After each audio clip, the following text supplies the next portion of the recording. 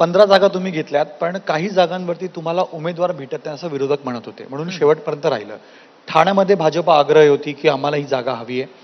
ठाण्यासाठी रस्सीखेच झाली.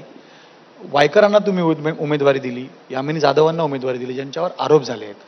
म्हणून हे लोक तुमच्याकडे दबावाखाली आले. वायकरही म्हणाले की माझ्यावर दबाव होता, जेल किंवा इथे येऊन निवडणूक लढायची, म्हणून हा निर्णय घेतला.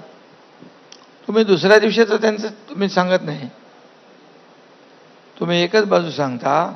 आणि तुम्हाला मी सांगतो, आमच्याकडे कॅन्डिडेट एवढी स्पर्धा होती की आम्हाला तिकीट तर एकच आहे.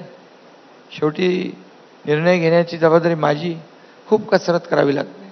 आणि तुम्हाला मी सांगतो, आता जे लोक जे परसेप्शन तयार करत आहेत, तुम्हाला नक्की कळेल 4 तारखेला निर्णय लागल्यावर. किती कसरत करावी लागली या 15 जागांसाठी? कारण 15 जागांना कसरत नाही. अरे बाबा, तो उमेदवारी जाहीर करायला 15 जागांना कसरत करावी लागली नाही. ते आमच्या संमतीने झालं, सगळं झालं. आणि कुठलाही समन्वय आमच्यामध्ये सगळ्या समन्वयाने झालेला आहे. एकापेक्षा एक तिकीट मागणारे होते. अच्छा, एक जागेसाठी 6-6 उमेदवार होते ना. पण पोलरायझेशन निवडणुकीमध्ये पण आहे, पाहायला मिळतात. राईट विंग लेफ्ट विंग असतं, हिंदुत्व विरुद्ध सेक्युलर वोट्स असं राजकारण सुरू आहे. एक कन्सॉलिडेशन मायनॉरिटीजचा तुमच्या विरुद्ध उद्धव ठाकरे गट म्हणा किंवा महाविकास आघाडी करत आहे की मुस्लिम मतं पूर्णतः त्यांच्यासोबत असतील असा विश्वास आहे.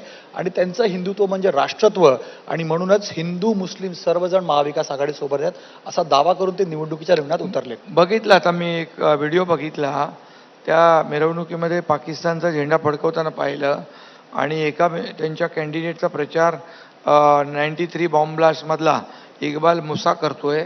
हे त्यांचं हिंदुत्व आहे, हे राष्ट्रीयत्व आहे त्यांचं. ज्यांनी बॉम्बस्फोट केले, शेकडो लोकांना मारलं, त्या कसाबच्या गोळीने हेमंत करकरे शहीद झाले नाहीत असाही शोध त्यांनी लावला. फारुख अब्दुल्ला म्हणतो पाकिस्तानकडे अणुबॉम्ब आहेत, त्यांच्या मांडीला मांडी लावून बसतात. हे त्यांचं राष्ट्रीयत्व आहे, हे राष्ट्रीयत्व आहे. त्यामुळे या देशातला आणि या राज्यातला जो देशभक्त मतदार आहे, तो यांना 4 तारखेला म्हणजे 20 तारखेलाच मतदान आहे, 20 तारखेला त्यांची जागा दाखवेल, बिलकुल दाखवेल. तुमच्या नेतृत्वात ही निवडणूक लढली जाते. ज्या प्रकारची रस्सीखेच आता पाहायला मिळते, विधानसभा सोपी नसणार आहे. आता इथं शिवतारेही आहेत, त्यांचं एक विधान आहे की विधानसभेची निवडणूक आम्ही एकत्र लढू का हा प्रश्न आहे.